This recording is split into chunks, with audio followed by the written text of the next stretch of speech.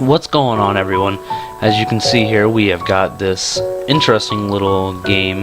This is Katawa Shoujo, and this is a game that I want to do on my channel because I tried playing it a while ago and I got through a little bit of it, but then I had to do other things and then I forgot about it, and so I stopped playing it. So basically, I want to play through this game because I got a lot of advice from other people saying, do what you want, this is your channel.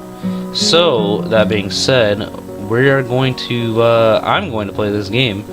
And whether you guys want to watch it or not, I guess that's up to you guys. But I've played about, I don't know how much of this game I actually played through, but I played a little bit of it, so I really enjoy it. So I hope you guys will as well. And we're just going to jump right in, because I'm going to try to keep these parts short, not super long, but we're going to jump right in. And sadly enough, this game is one that requires me to do a lot of reading, and you know I suck at reading if you've watched my Final Fantasy Let's Plays, but we're going to do it anyway because I think this is a really cool game, so let's hop in.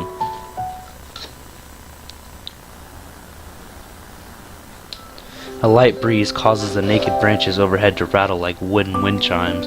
This is a popular retreat for couples in the summer. The delicious trees provide a beautiful green canopy, far out of sight of teachers and fellow students.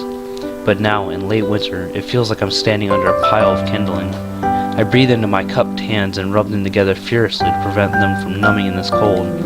Just how long am I expected to wait out here anyway?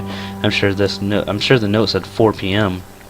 Ah yes, the note slipped between the pages of my math book while I wasn't looking. As far as cliches go, I'm more of a fan of the letter in the locker, but at least this way shows a bit of initiative.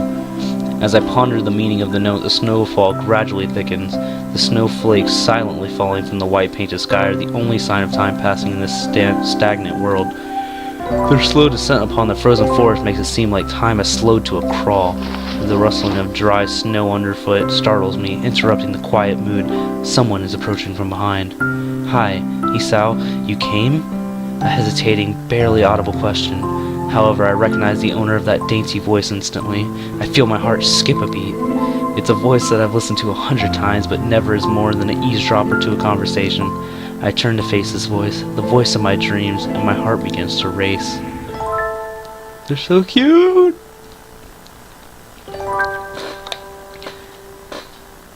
Iwanako.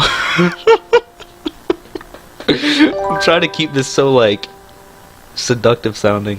Not really seductive, but cute sounding. Iwanako, I got a note telling me to wait here. It was yours? Damn it, oh god.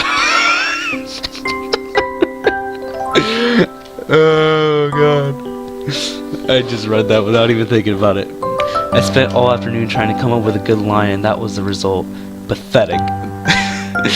Yes, I asked a friend to give you that note. I'm so glad you got it. A shy, joyous smile that makes me so tense I couldn't move a single muscle even if I tried. That one just like slipped out so quick I didn't even notice I said it. My heart is pounding now as if it was trying to burst from my chest and claim this girl for itself. Sorry if you hear my squeaky chair, by the way.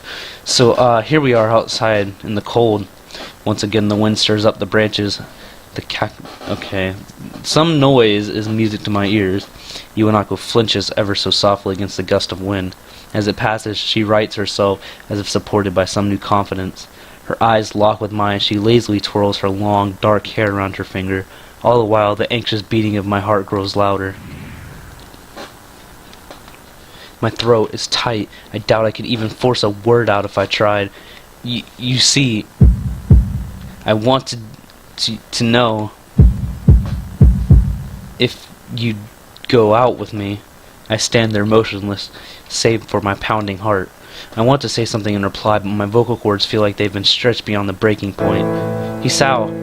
I reach up to try and massage my throat, but this only sends spikes of blinding pain along my arms. Hisao! My whole body freezes, save for my eyes, which shoot open in terror. Hisao! Okay, that sounded like a dubstep drum. The beating in my chest suddenly stops as I go weak at the knee. The world around me, the canopy of bare branches, the dull winter sky, Iwanako running towards me, all these fade to black. The last things I remember before slipping away are the sounds of Iwanako screaming for help and the instant clatter of the branches above.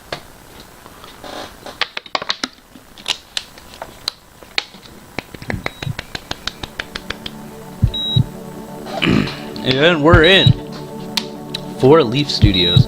So basically, if you couldn't tell yet, this is basically an interactive novel, I guess you could say.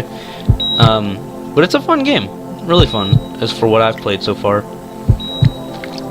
It's really good. It really shows, you know, a lot of good things about disabled people and whatnot, and it really sheds good light on that even though people have disabilities, they're still really, really good people at the same time. So I really like this game, and I really want to finish it. So I decided if I want to finish it, why not finish it with you guys? Because you guys are my subscribers, and I love you guys, and I want to put up really good content for you. And this is like one thing content that I thought would be decent on my channel. I haven't really seen anybody do it. I saw Sly Fox do it. That's where I found it from. But that was a long time ago, and I haven't really seen anybody do it from since then. And I know it's an old game, but why not do it? Because I'm pretty sure a lot of you guys probably haven't seen or heard about it, since it's not really a super popular game.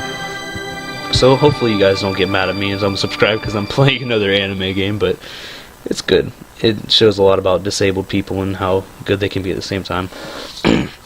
It's been 4 months since my heart attack, and that whole time I can probably count the times I've left this hospital room unsupervised on one hand.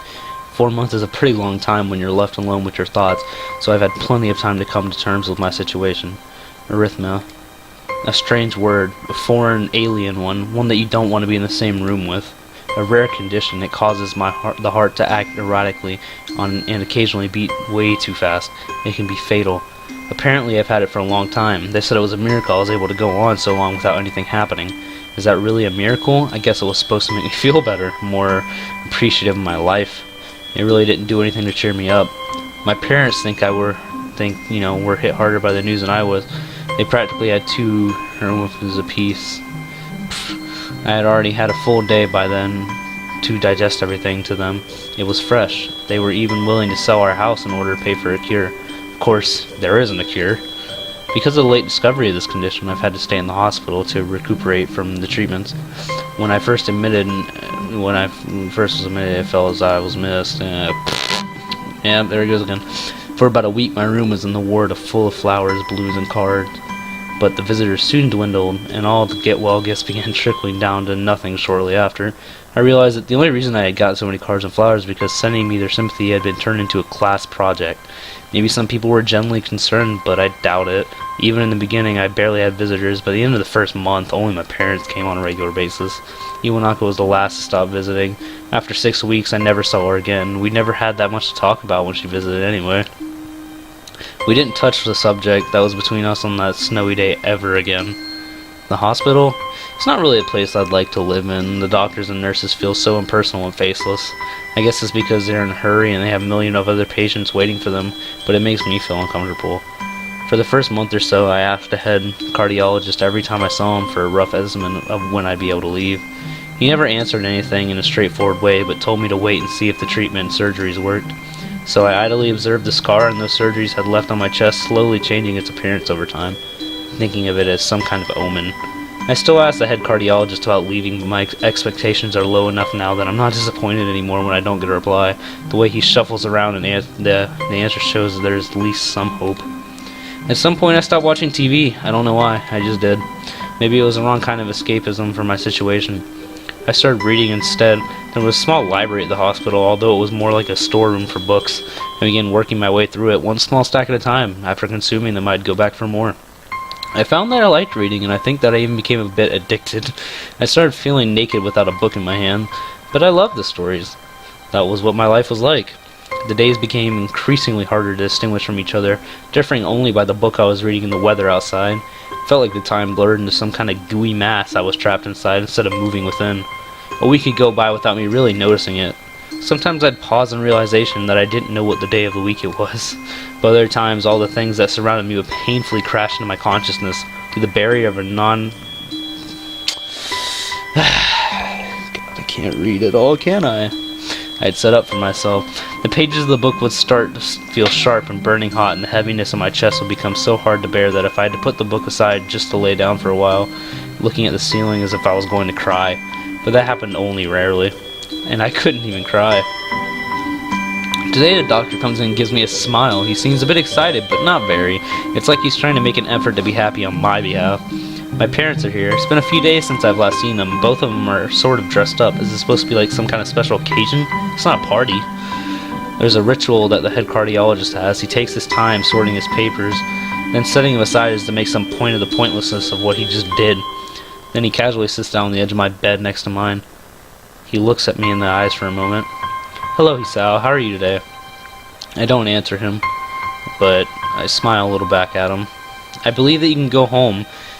Your heart is stronger now, and with some precaution, you should be fine. We have all the medication sorted out. I'll give your father the prescription." The doctor hands a sheet of paper to my dad, whose expression turns wooden as he reads it quickly. So many of them. I take this from his hand and take a look at myself, feeling numb. How am I supposed to react to this? It's a very long list of medications staring back at me from the paper seems insurmountable. They all blend together in a sea of letters. This is insane. Side effects, adverse effects, contradictions, and dosages are listed line after line with cold precision. I tried to read them, but it's so futile. I can't understand any of it. Attempting it only makes me feel sicker. All of this for the rest of my life, every day? I'm afraid this is the best we can do at this point. However, new medications are always being developed, so I wouldn't be surprised to see that the list fade over the years. Years? What kind of confidence booster is that? I'd have felt better if you didn't say anything at all. Also, I've spoken with your parents and we believe that it would be best if you don't return to your old school. What? Please calm down, Hisao. Listen to what the doctor has to say. Calm down? The way he says tells me if he knew full it wouldn't be any... The way he says it tells me if he knew full well that I wouldn't like it. Am I going to be homeschooled? Whatever my concern shows, it's ignored. We all understand that your education is paramount. However, I don't think that it's wise for you to be without supervision. At least not until we're sure that your medication is suitable. So I've spoken with your parents about a transfer. It's a school called Yamaku Academy that specializes in dealing with disabled students. Disabled? What am I? It has 24-hour nursing staff and it's only a few minutes from a highly regarded general hospital. The majority of students live on the campus. Think of it as a boarding school of sorts. It's designed to give students a degree of independence while keeping help nearby. Independence. It's a school for disabled kids. Don't try to disguise that fact. If it was really that free, there wouldn't be a 24-hour nursing staff and you wouldn't make a hospital being nearby a selling point. Of course, that's only if you want to go, but your mother and I aren't really able to homeschool you. We went out there and had a look at a couple of weeks back. I think you'd like it. It looks like I really don't have a choice. Compared to other heart problems, people with your condition usually tend to live long lives. You'll need a job one day, and it's a good opportunity to continue your education. This isn't an opportunity. Don't call it an opportunity. It's not an opportunity. Well, you should be excited at the chance to go back to school.